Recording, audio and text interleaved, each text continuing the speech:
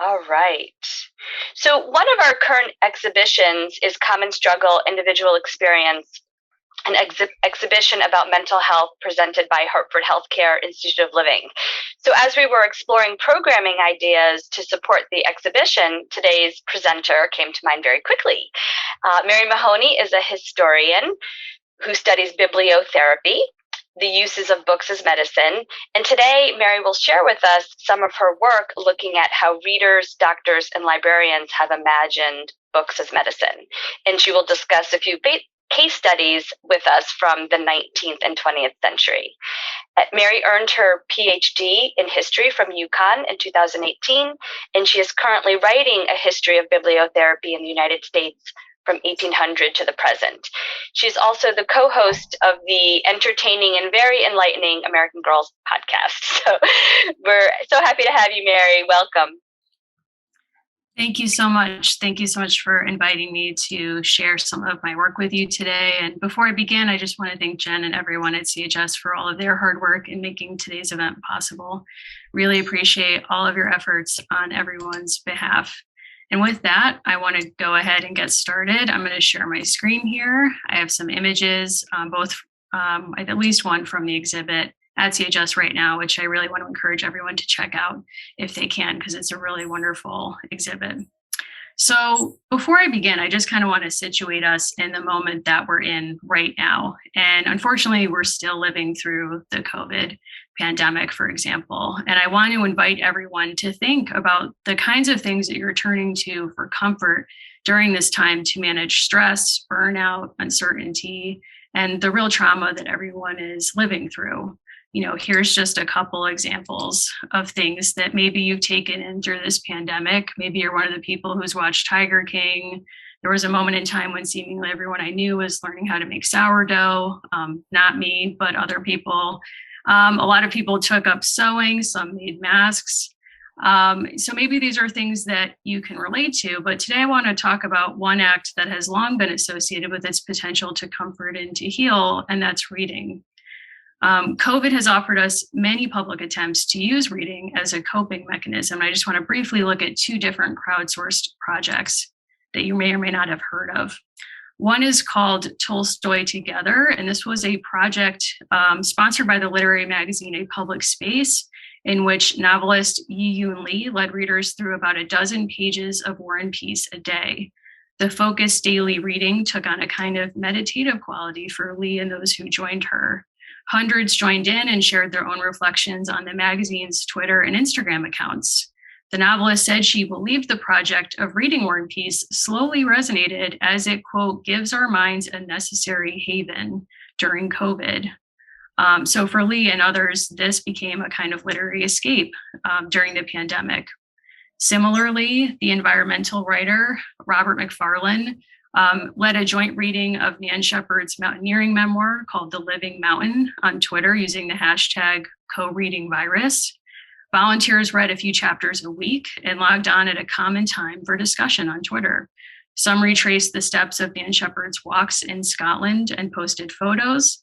One writer compared the shape of the mountains to the data visualizations of the COVID infection rates as we tried to flatten the curve. McFarlane said he believed the draw to the impromptu book club was, quote, to remember a world beyond the event horizon of COVID-19. Wow, that sounds nice right about now. I want to invite everyone, before we jump back in the past and look at some case studies together, to think about your own reading experiences during this pandemic that have been meaningful to you. Did you take to mysteries as a safe form of distraction? Did you read novels to escape from the news? Have you reread any poems that offered you comfort? Did a book about anxiety help you manage your symptoms? Or did reading about COVID itself offer you some kind of comfort by developing some greater knowledge of it? This idea that books can be used as medicine is a commonplace among readers that has a long and often unknown history. I want to explore some case studies in the history of what some people call bibliotherapy, and specifically explore its uses in medical spaces. I'm also going to have a special emphasis on examples in Connecticut's own history, because I'm virtually here at Connecticut Historical Society. This is a story that's both familiar, so hopefully we can all imagine a book that's had some kind of therapeutic effect on us, and it's foreign. I'm guessing that very few of you have seen a scene like this. This is at Bridgeport Hospital in 1959, and here we see a bibliotherapist prescribing at the bedside. We can see that this librarian is wearing a white coat just like a doctor, and she's at the bedside prescribing a kind of literary cure from a book cart. So now I want to take us back in time to our first case study, and we're going to go together to a 19th century asylum. Now, 19th century insane asylums may seem like a strange place to talk about the history of the use of books as medicine. After all, when some people think of early mental health care, they think of barbaric conditions where the mentally ill were cruelly restrained. And in fact, some of the exhibit labels at CHS tell this story. So what could this possibly have to do with reading, an act so often treasured for its liberating potential? After all, it was Emily Dickinson who once said, "There is no frigate like a book." Well, there was a movement in the late 18th and early 19th centuries to create asylums for the mentally ill that would offer what its physicians called, quote, moral treatment or moral management, and operate using a, quote, law of kindness. This was a new idea in treating what they called insanity, and an improvement on things like jails, almshouses, or home restraint. Physicians in this period could not define insanity or its causes. They believed its cause to be based in the brain, but they could not pinpoint what made some insane or imagine a definite means of treating or preventing it. They believed in some cases moral and social factors could induce insanity, and whenever a new patient arrived, they would record their admission and assign both a medical and a moral cause for their disease, which we can see in their annual reports. They saw their role in this period as providing a calming environment where they could offer sources of both occupation and recreation for patients to distract themselves from their disease until sanity returned, which was, again, a process they did not fully understand. And libraries played a role in this process, as we see here. In private hospitals, especially hoping to attract paying patients, there were beautiful buildings that offered a literal retreat from the world where patients could distract themselves with books approved by their physicians. Moral treatment relied on the physician's ability to direct the attentions of their patients away from influences they deemed unhealthy and towards those which might seduce the mind towards reason. And here we can actually see, this is the library at Friends Asylum in Philadelphia, which is still there today. And you can see sort of how it's depicted in an idyllic way in their annual reports, which was also used to attract paying customers. In this world, books could offer a real therapeutic power as a distraction. And the physician here was key in determining what was a healing book versus a poisonous book. The fear of hypochondria was high in asylums, and physicians wanted reading that took patients away from themselves and their problems. This is what they defined as good medicine, and it was, as you can imagine, entirely subjective. The most prescribed genres in asylums included history books, biographies, travel books, and newspapers, anything that could focus the attention away from oneself. One superintendent reported the successful treatment of a depressed man using a math textbook because this man got a sense he was distracted and he received a sense of accomplishment when he could solve the problems. I don't know about anyone here, but a math textbook is not my idea of a therapeutic encounter with a book. But we can imagine how this book fits their idea of what makes for a healing book. Now, works of imagination were heavily restricted. Imagination was considered a huge danger to folks in this situation. Physicians and others imagined the mind in this period as a wax ball. We can all imagine this, right? A mind is a wax ball on which anything we take in through the senses, especially the eyes, might be imprinted on this wax ball in our mind and lead directly to the development of some kind of disease, including insanity. So these works were often strictly prohibited, but even good books like the Bible could be bad medicine in this formulation if they inspired hallucinations. And it really took a good doctor to know the patient's needs and be able to decipher if even a good book or the best book could be the worst medicine. Doctors in this world were expected to know what their patients were reading and to actively prescribe. Here we can see a really wonderful quotation from an American physician who is traveling, visiting European asylums. He's at the Crichton Institute in Scotland in 1882. And there he sees medical officers carrying a catalog for the asylum's library along with a prescription book. So you can imagine how they're literally thinking of these things together and prescribing books from the library at the same moment that they're prescribing medicine. And this is an important antecedent to what even happens today, that bibliotherapy actually supports other kinds of treatment, and that's how it's used. But in a kind of surprising pivot, even as they think that books can heal and they're using them actively as a form of treatment, they also believe that books can make people insane and might actually be causing some of the diseases which they're trying to treat. This brings me to my favorite piece in the current exhibit at CHS. This is an 1830 annual report for the Connecticut Retreat for the Insane, which is now the Institute of Living.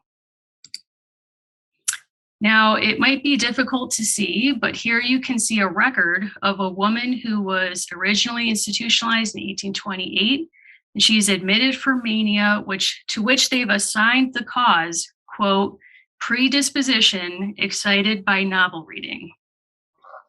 And in many ways, it demonstrates, if nothing else, that this history that books as medicine is often hiding in plain sight. These records have been available since they were published in 1830, and yet there's been little to no study of this topic. So what happened to readers who were made insane by novel reading? One physician's list of symptoms noticed in a woman captivated by novels and made deranged by them included, quote, headaches, indigestion, costiveness, wandering nervous pains, flatulence, ringing in the ears, flushings in the face, alternate sensations of burning and coldness in the hands and feet, and all the numerous attendants of nervous derangement. Wow, that must have been some book. A major challenge to studying mental health history, just to kind of zoom out for a second and think about how historians work. How do we possibly untangle a mystery like this? Is to use the records we have available to us. And this is particularly challenging when we try to study the history of mental health because of issues of privacy that are absolutely required to keep people's medical histories confidential, but make it really difficult to untangle what was happening in the past. And this is in part because HIPAA laws, which protect medical records now, have been retroactively applied to medical histories even hundreds of years old. So patients at the Connecticut Retreat for the Insane, their records are protected even from the 1800s. So that somewhat challenges our ability to know what was happening in this period. What we can do is really look at professional writings by physicians in journals like the American Journal of Insanity and try to guess what's happening here. In what little writing we have from physicians treating both women and men with this mania, we see little progress in parting readers from their books, which seem to only amplify public conversations about their danger. I was able to find a case study of a 16-year-old woman who was admitted to a hospital in the 1840s for hysteria caused by novel reading. And this hysteria manifested in that she went deaf and for 3 weeks and had a headache.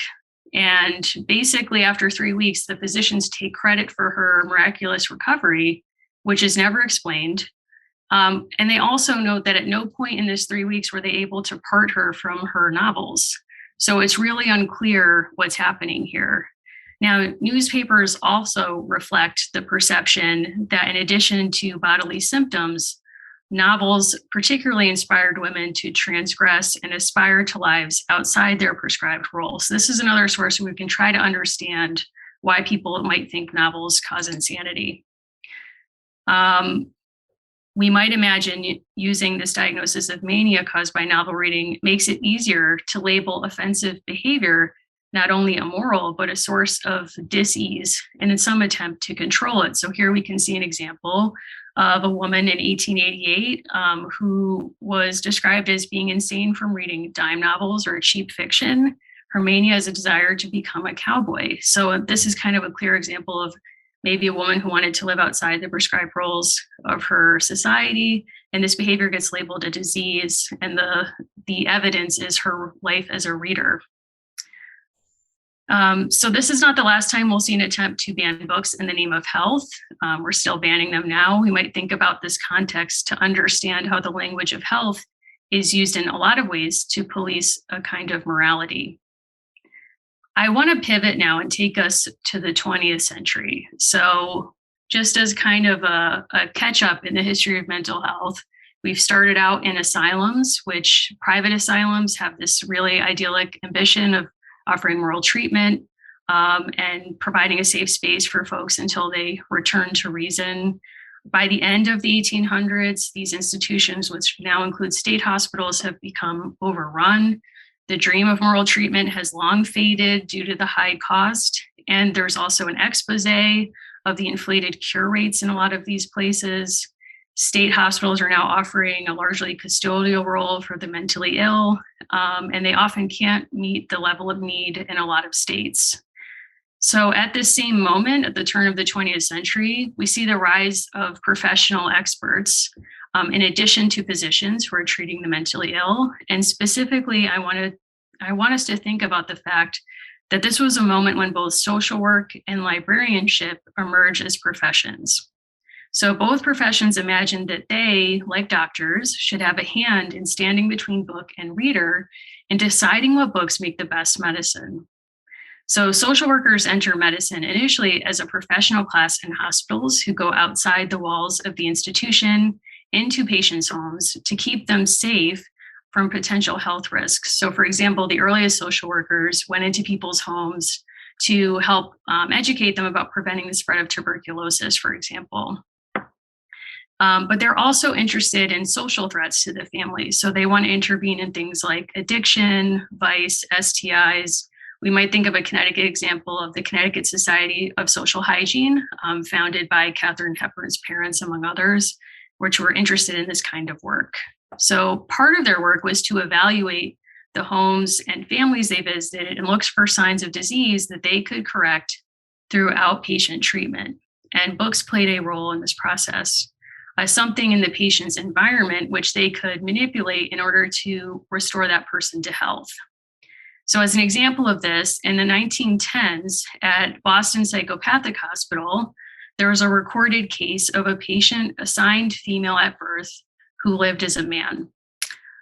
There was a drunken incident in which this person was brought to Boston City Hospital and they became exposed, like their life living as a man became public. And social workers were brought in to help their treatment at Boston Psychopathic Hospital. To treat this person, social workers broke into their apartment to look for signs of what inspired what they considered a dysfunction. And they're looking around the apartment for signs of what inspired this. And they say, oh, we figured it out. They have a bunch of dime novels here.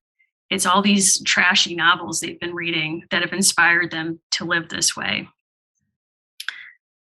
We can see that someone's reading life became an important aspect of knowing a patient in this period. This is an early medical form. This is when medical forms actually start to be developed. And asking about somebody's reading life was part of the intake form for the hospital. They not only wanted to adjust someone's reading life, but they wanted to take in their history as a way of knowing them.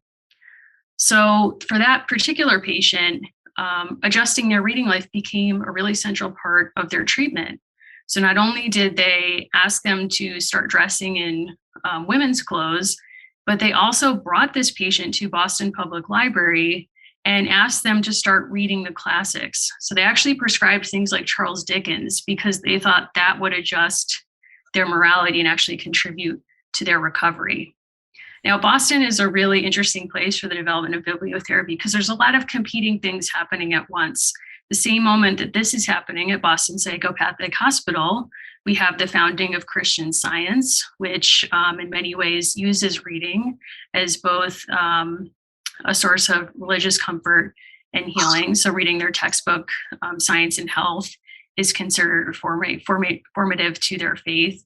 But there's also mind cure healers in Boston who are using books as a kind of self-help to help the mind heal itself.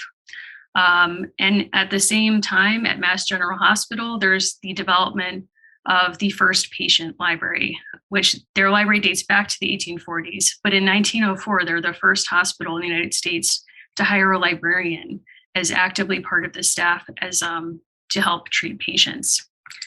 This is one of my favorite photographs that I found in the history of bibliotherapy.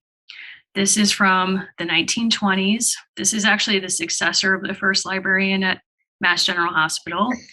This is Elizabeth Reed, and you can see that these are staged publicity photographs to show how advanced Mass General Hospital was and the cutting edge technologies it's offering its patients. And this is allegedly one of them. She's wearing the white coat of a physician. She has this new invention, which was invented at Mass General Hospital, a book cart, and she's prescribing at the bedside. The patient doesn't look too happy to have their photo taken, but this is sort of a picture of a cutting edge technology and what this librarian hopes the future looks like, which is that bibliotherapy is entrenched firmly in the hospital as an accepted technology and therapeutic practice.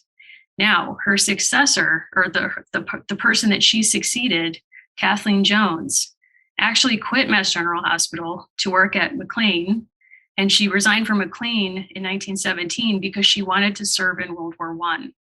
A lot of these folks who worked in hospitals like this and in reform efforts believed that World War I was their chance to experiment on a large population of willing participants in a study to develop the effectiveness of using books as medicine.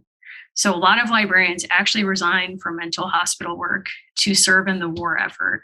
And that's how we get the development of the practice of what we now call bibliotherapy as more formal work. Before I take us to the front, I want to stop for a second and think about where this word bibliotherapy even comes from. I'm not sure how many of you actually had heard that word before today. It is kind of having a bit of a renaissance right now, so maybe you have, but it's a word that actually is invented in 1914 as a kind of joke. It comes from a short story by this minister, Samuel Crothers, who's imagining an abandoned church that's been repurposed by a physician friend of his as a bibliotherapeutic clinic. And this medical doctor, Dr. Baxter, prescribes novels there from George Bernard Shaw, which he prescribes as a kind of cure for colds, for example, and all kinds of things. And in this story, the author is basically mining the privileging of popular culture as a comfort over religion for humor. So he's sort of lampooning the fact that people who are struggling are turning to literature instead of religion, and that's something in the modern age that's to be warned against. And so he's writing this piece purely as a joke. He invents this in a kind of absurdist way. And the librarians who serve in World War I take this word and use it seriously. So this becomes like the actual word that they use for their work. So World War I is really formative to the invention of bibliotherapy, in large part because they had so many readers to experiment on. In World War I, there was something called the Library War Service, which was created by the American Library Association and Library of Congress to offer reading materials to the troops during the war. So it was a bunch of charitable organizations that came together to donate 7 to 10 million books to service members. Now, originally, this was started to offer some kind of training for men who had not served in the military before. Also potentially some vocational training for men to kind of develop in their vocational skill after the war. And for those reformers before the war who were so worried about vice and morality, to make sure that soldiers were reformed, that in their free time, they weren't getting up to anything immoral. But the purpose of this service quickly transitions from reform to rehabilitation and to kind of helping men rebuild their lives after the trauma of combat. But here's something that's important to know before we get there. Most of the books in this service were donated. And what's interesting is they asked for a bunch of genres that they thought men would like. So they wanted Westerns and history books and all kinds of things. And they were specifically said, as we see here in the Hartford Courant, they did not want out-of-date books. They do not want the kinds of books that appeal especially to women. So this is where they're drawing most of their books from. And as we'll see, that kind of complicates the work that they go on to do.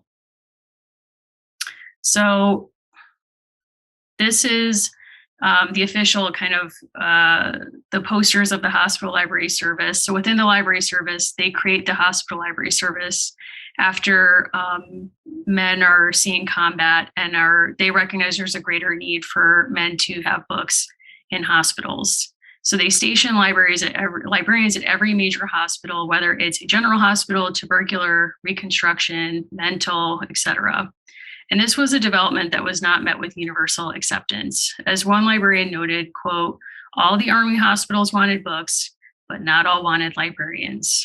And so to gain acceptance and exert their expertise, the ALO developed a special uniform just for hospital librarians. And we can see them wearing it in these photos from the period. In practice, the hospital librarians would tour the wards every morning, just like doctors. They'd get to know their patients and interview them on their reading likes and dislikes. Sometimes they would consult with doctors on what kinds of books would be appropriate for specific patients, whether patients dealing with shell shock or other issues. They developed their own methods and care plans, which we know from research that they published during and after the war. Fiction was by far the most popular genre. A librarian said, quote, sometimes stories are better than doctors, which is maybe something a lot of readers here might relate to. Detective fiction was particularly popular as something that offered an engrossing escape to readers. As another hospital librarian explained, quote, Sherlock Holmes is a physician. Zane Grey's Westerns were some of the most popular books during the war. As another librarian said, the epidemic of authors is more common than that of disease. Periods of Zane Greyism will be followed by feverish cravings for Tarzanry. Tarzan was a very popular book in this period. Librarians wrote reflections on their work during the war, we can see them trying to make sense of what genres appeal more than others to certain patients. And for some of them, this is common sense work. You should give someone with a long convalescence ahead of them an engrossing long novel to kind of carry them through that experience. That seems common sense. But some of their assumptions were completely confounded by what they encountered in the war, and they really struggled to make sense of that. So we saw that at the beginning of the war, they said, we don't want any genres that women would like, right? So imagine their surprise when romances are the most popular genre of reading in World War I hospital libraries. And a librarian actually wrote an article where she's trying to explain this. We're experts on books, they kind of imagined. Why is it patients aren't reading what we think they want to read? You know, they understand Westerns to be the most popular genre among male readers at this period. So why do men want romance novels all of a sudden? So this librarian writes an article for other librarians in which she's trying to figure this out. And she writes this piece in which she says, okay, I figured this out. What happens is when men get sick, they become women. Men are feminized by illness. Let me be clear, she's saying this in 1917, not me in 2022. So she's understanding the experience of illness as something that feminizes, as a way of explaining why men's reading tastes change. And this also gives her the benefit of defining what recovery looks like, because she goes on to say, you'll notice that when men recover, they start asking for Westerns again. This is a sign that their health is improving. So we see people in this period really trying to understand and in some ways control what healing encounters with books look like.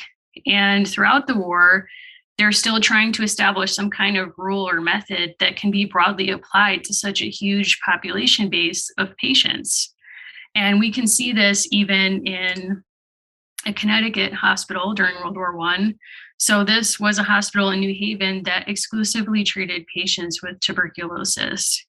And the librarian there at the time, Louise Sweet, also wrote quite a few articles about what she was seeing. And she's really emblematic of her profession at this time, which, allowed patients to choose their own books, but also instituted some policies to kind of guide that process. So they instituted a policy of censorship, which we might imagine is a kind of first do no harm approach. So no book that could harm a patient was allowed into the library to begin with.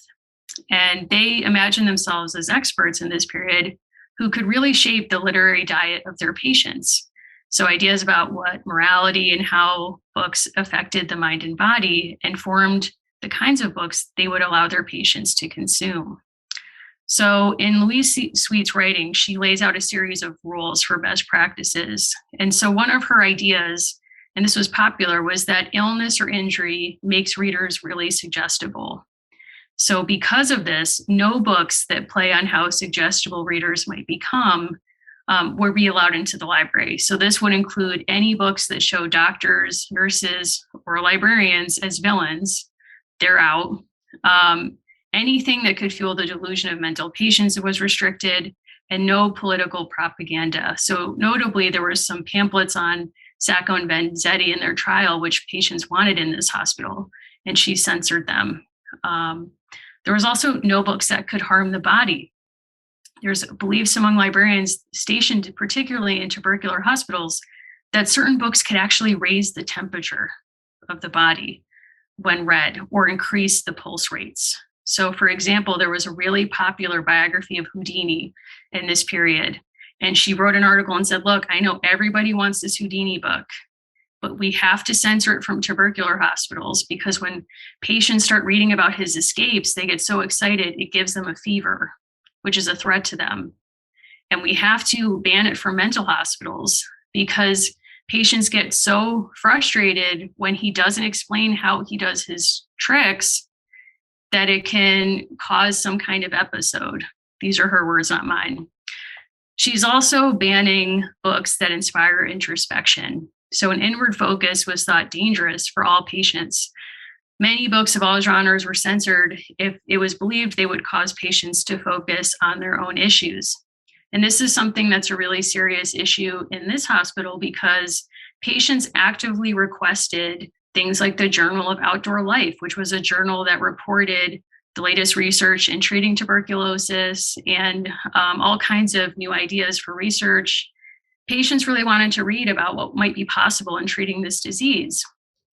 And initially she allowed that, but then she changed her mind and restricted it because she thought it would make them too introspective.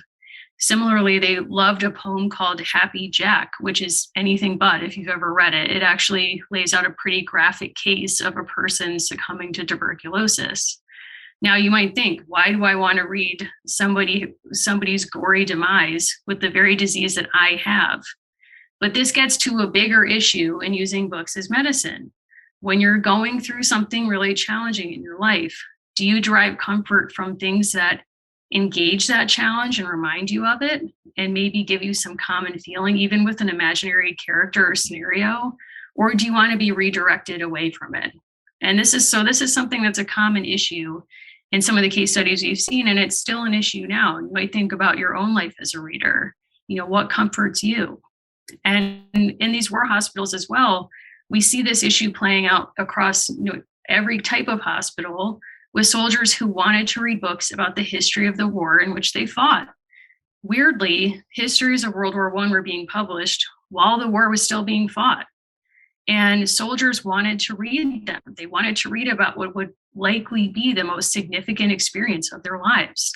And the librarians censored this. They thought it would be too upsetting to them. So some patients got around this using the Sears catalog. They ordered their own books and had them directly shipped to the hospital. Now, the librarians emerged from World War I really thinking that this work has real value. They think they're about to really develop bibliotherapy into a science of its own. They think it's going to be a department in every hospital in the country. One librarian writes an article at the end of the war saying, by 1925, there will be a department of bibliotherapy in every hospital in the United States. And keep in mind, this is at a point when nutrition and occupational therapy are also emerging as specialties. So people are looking at the quote modern hospital and saying there's going to be all of these new departments there. Now, you might reflect, last time you've been to a hospital, did you see an occupational therapist? Are there nutritionists there? Is there a department of bibliotherapy at your local hospital? I'm going to guess no. And we maybe can imagine why this initial iteration of this specialty failed. When we all can agree that reading is so helpful to us, how come it never took off as a science? And that's what I want to turn to next. But first, I'm going to bring us back to Bridgeport Hospital to kind of explore this. So here we are, we're in Bridgeport, it's 1959. We have our book cart. In Bridgeport, actually, they set up a system where the hospital was a branch of Bridgeport's public library. So a librarian actually was based there, and she would put labels. She would read 5 to 6 books a week coming into the library, and she would label any potentially dangerous content, not advisable for all patients, not for any patient, or depressing. This was part of a longer trend to use the technology of medicine to invest bibliotherapy with importance. And we can also see this with the development of prescription forms. So this is a real prescription form that was used in 1929 to advise hospital librarians on what books should be prescribed for patients. So doctors were invited to fill this out. They could let the librarian know what genres would be suitable and what would not be suitable. And this is not the only example of this. They were somewhat prevalent in the hospitals where these were used, and the Veterans Administration hospitals were a really popular place for research on bibliotherapy because, as you can imagine, they had large amounts of patients where librarians could experiment. They also developed case files. And this is a really interesting development. So this is an actual case file kept by a librarian named Ruth Tews, who worked in St. Paul, Minnesota. So what she would do is write up a case she's published this, so she redacted the identity, but we can see that she's writing down what she prescribed and then what she claims was the patient's response to that prescription. So you can see that she's prescribed a standard book of British and American verse, and the patient, who is a 42-year-old art teacher who's been diagnosed as schizophrenic, responds, "I am meeting all my old friends again." And this is sort of interesting because the metaphor of books as friends is something that we've probably all heard before, but it's invested with a kind of new importance or higher stakes when it's being used in this kind of medical context. And a different page of this case file, she wants to look at Vogue magazine. And there, Ruth Tews has not actually quoted what she said herself about why she wanted to read the magazine. But instead, Ruth Tews intervenes and says she's taking an interest in her appearance again. So she kind of projects why she thinks the patient so values Vogue onto the patient herself. And that's kind of interesting because you might imagine there's many reasons why we would pick up a book or a magazine.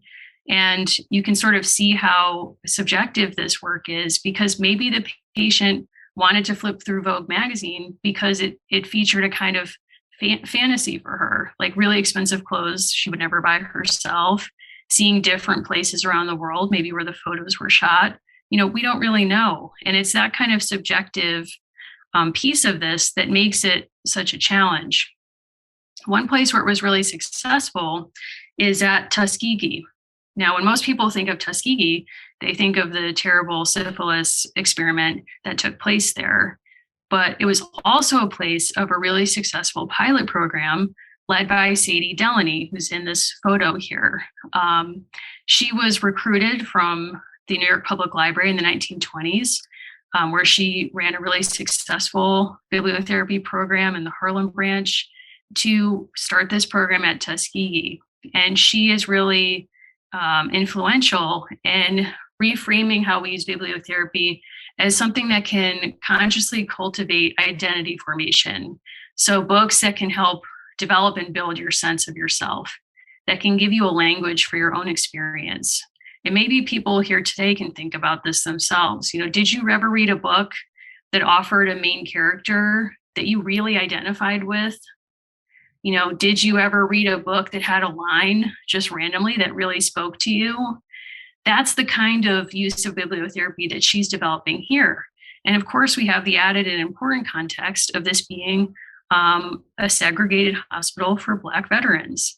And so you can see in this photo that she's actually designed the library to have photographs of illustrious Black Americans to inspire the patients, and books by Black authors. And she said her greatest use of the library for patients was that she would notice patients would, quote, find themselves in her library. And that was her great ambition for them. And she's there through World War II, and is considered by many to be one of the most successful bibliotherapists in this period, because she leaned into the subjectivity of this work. She delighted in patients having unexpected encounters with books that she didn't expect would have such a great influence. As a piece of trivia, I'll just tell you that in World War II, I want everyone to imagine what they think the most popular book was among American servicemen during World War II. We've heard that Westerns were popular during World War I. The most popular book in World War II was Betty Smith's A Tree Grows in Brooklyn, which, if you've ever read it, might come as a surprise, because it's the story of an 11-year-old girl in Brooklyn in the 1910s.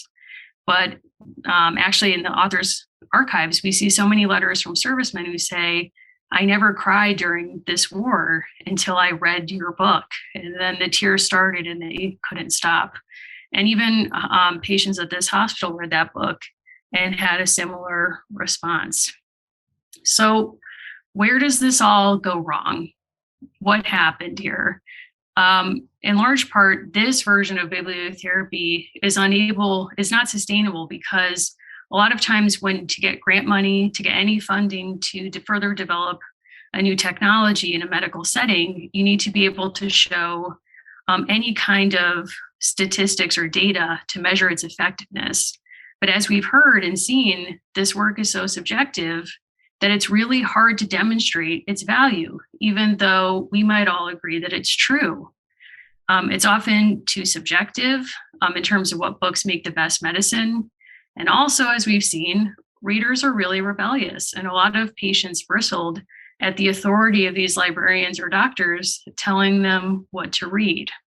So in terms of what happens next from the 1950s forward, we see different strands of bibliotherapy continuing in institutions. There's bibliotherapy in schools, for example. There's a really vibrant program in prisons that I could talk more about if asked. But we also see the kind of further development of it as a really individual practice. So as an example, in the 1970s, when we see so much kind of unrest anyway and rebellion, it kind of creates a moment for the resurgence of self-help books. So Tom Wolfe referred to the 70s as Generation Me, and in bibliotherapy, this meant readers rejected the prescriptions of experts and read widely in self-help, which experienced a major resurgence in this decade. So here we can see Our Bodies, Ourselves from 1970, How to Make Friends and Influence People, which is still the #1 most popular book in prison libraries, and How to Be Your Own Best Friend. Readers respond avidly to these books, which help them sort out personal issues and questions without consulting a therapist or a medical expert. So it sort of speaks to the moment and empowering readers themselves to not need institutions or any kind of external authority. I don't have time to get into it today, but actually an ardent fan of self-help books in this period was Elvis Presley, who not many people think about as a reader. But I note him as an interesting example of how bibliotherapy's positives, but also pitfalls. So just because you read a book and feel healed by it does not mean it works, and its treatment should always be used with other forms of treatment. It should never just be used in isolation. Elvis actually traveled with trunks of self-help books when he went on tour, and he memorized the physician's desk reference which he believed helped him control his relationship to drugs, for example. So there's a lot going on with that I could get into, but Joan Didion famously said, "We tell ourselves stories in order to live." And a lot of times that's been repurposed from her original meaning, which was that people can use stories to further their own conclusions. But now obviously it's been repurposed to kind of be more empowering, that we can kind of create our own narratives in a more positive way. Just to kind of briefly tell you what it looks like today, there are strands of all of these different case studies in the various places you'll find it in our world now. So in terms of self-help and reading about medical conditions in a way that's empowering for patients, the UK is really a leader here in bibliotherapy. They have this Reading Well Books on Prescription program, which dates to 2013. And this has the added benefit of encouraging the use of public libraries. So doctors are encouraged to prescribe books on different medical conditions for patients, who can then fill those prescriptions at libraries that are working in this program. Some people are critical of this, saying it's part of a turn to defund mental health care by it's cheaper to prescribe library books than to fund therapy, for example. But this is a really successful program that has actually inspired some other copycat ones in other places. You can also go to the School of Life. This is based in London, but they've published this book, which is quite popular. But if you can afford a $140 an hour consultation, you can meet with an expert there, tell them your problems, and they will prescribe a literary cure for you. There's also a series of pop culture references. I'll just kind of flag the biggest one, which is Oprah's book club. So there's a lot of things in our world which we might see as bibliotherapy, even if the people running these programs have never heard that word. So I don't know if Oprah considers herself a bibliotherapist, but her book club has really invited for readers to have interactions with books that we might call therapeutic, to kind of have these aha moments in which we directly map our own experiences onto the text that we're reading. And she's received some criticism for this, for people who think that reading is supposed to be about having not necessarily a therapeutic encounter with a book, but being challenged by it. But I would also say that bibliotherapy in the past few years has encouraged challenging readings of books for their therapeutic power. So after the death of George Floyd, we can see that there's a desire to invite white readers to have encounters with books on race that are disruptive, and for that to have a therapeutic effect. There's public libraries that have those kind of programs. There's also an Instagram community of bookmakers, which reminds us that occupational therapy uses bookmaking as a kind of therapeutic practice, and a lot of testimonials and Amazon reviews and other spaces that testify to the power of reading. So in closing, I'll just say the author Marilynne Robinson wrote, "There's nothing more human than a book. I can easily believe this if for no other reason than I study bibliotherapy. Bibliotherapy and its uses are historically difficult to articulate and too subjective to standardize, just like the experience of being human. I hope in hearing a bit about this history, you can reflect on your own experience as a reader and imagine what bibliotherapy has been in your life." Thank you.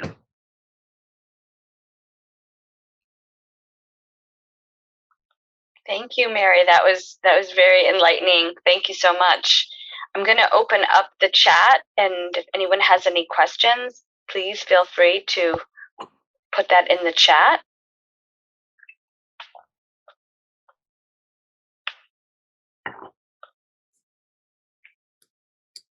Anybody? I have a question. Was there ever any effort to sort of people that were supporting and wanting to push forward the bibliotherapy really self-reflective at all as to finding best practices or realizing that some of these assumptions, not every book fits, one cure fits all type thing? I think there was some self-reflection in knowing that it was subjective, because even their own experiences as readers told them that. I think what was sort of defining for them was that they had an unending hope that they would figure it out, that if they just found the right way to measure how many people had been successfully treated in their hospital, for example, or a school or a prison, that they would be able to prove its value and get the kind of recognition and respect that they so wanted for themselves and the work that they really believed in. Thanks. There's a comment from Lisa. The response to bad books reminds me of today's conversation about kids and their consumption of violent video games. Yeah, that's a great comment, Lisa. And it actually does remind me that, in many ways, the value of thinking about bibliotherapy is not just in understanding the impact of reading on our health, but also in the different ways that people try to understand the influence of all kinds of culture on our lives and health. So there's a documentary that was on PBS a couple of years ago that was about video games, and it followed a kind of phenomenon in China at the time when it was still a one-child policy, that so many kids grew up lonely without siblings, that the argument of the documentary was it increased their potential to be addicted to video games. And there's these 24-hour cafes where kids would gather and play video games for days on end. So the government actually had to create a treatment program for addiction to video games. So it's interesting to think about how our relationship to different kinds of media and culture are understood as a kind of either benefit to our health, or in this case, a detriment. Angelina is asking, was this diagnosis with mental illness where reading books is the problem, the cause, was that just in women, or was this a diagnosis for men as well? That's a great question. So it's actually a diagnosis in men as well, which is somewhat surprising because typically, even the way historians have written about this, it's automatically assumed to be a kind of protest of women living outside the bounds of society. But what does it mean when we also find men getting that diagnosis? And I think it really goes back to the perceived dangers of the imagination and of delusion. And there's all kinds of medical diagnoses that really are understood to be based in the dangers of the imagination, like maternal impressionism, or the idea that something a pregnant woman sees could be imprinted on her unborn child. This fear of imagination has been kind of understudied, but it runs rampant, and it's not just assigned to women. And there's also a diagnosis that's on that same annual report for what's called hard studies. So this idea that working to the point of exhaustion or mania is also something that is more gendered towards men, but both diagnoses affect men and women as well. Naomi's asking, do you know when and why hospitals stopped including? Was this a hard stop? When did they stop including prescribing books?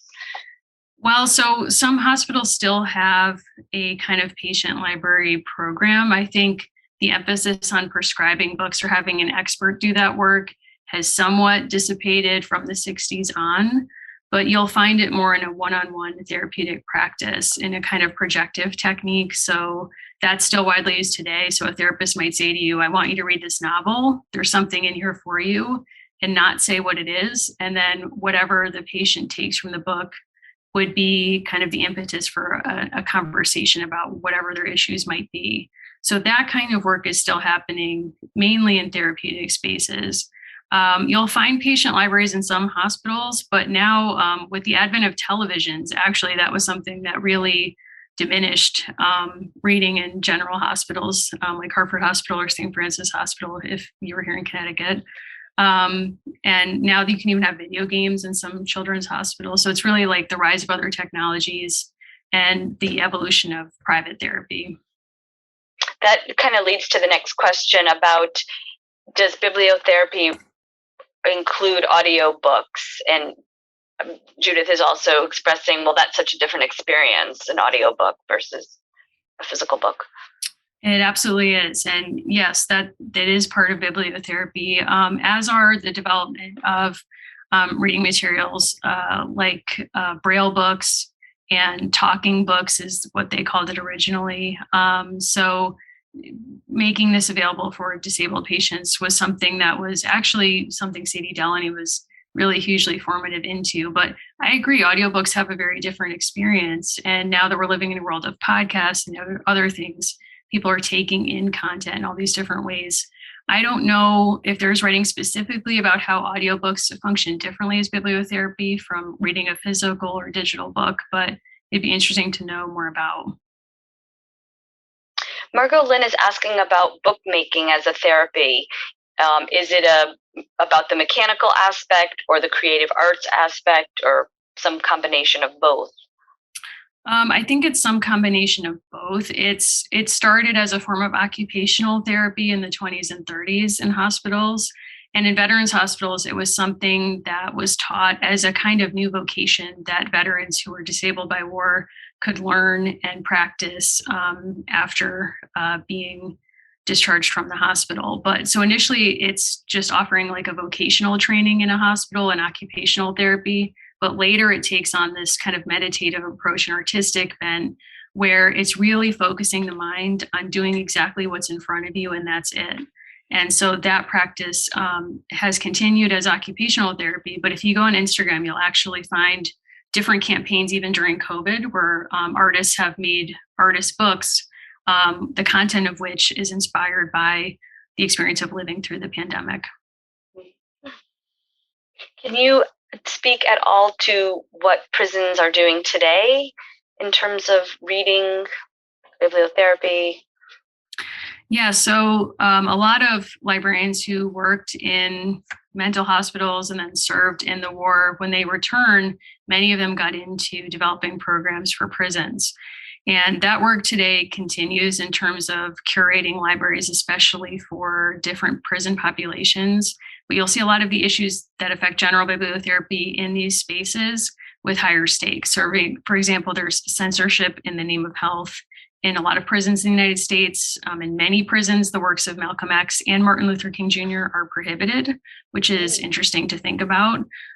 So there's kind of therapeutic offerings that are presented as like, here's books that can reform a prisoner and help them return to society. Like I mentioned, How to Make Friends and Influence People is the most popular book in the American prison system. Partially that's why, but partially it's because it's a book that's allowed past the censors. An interesting thing to think about where it will go is that a lot of prisons are privatizing their library work now, or privatizing the vendors from which prisoners can buy books.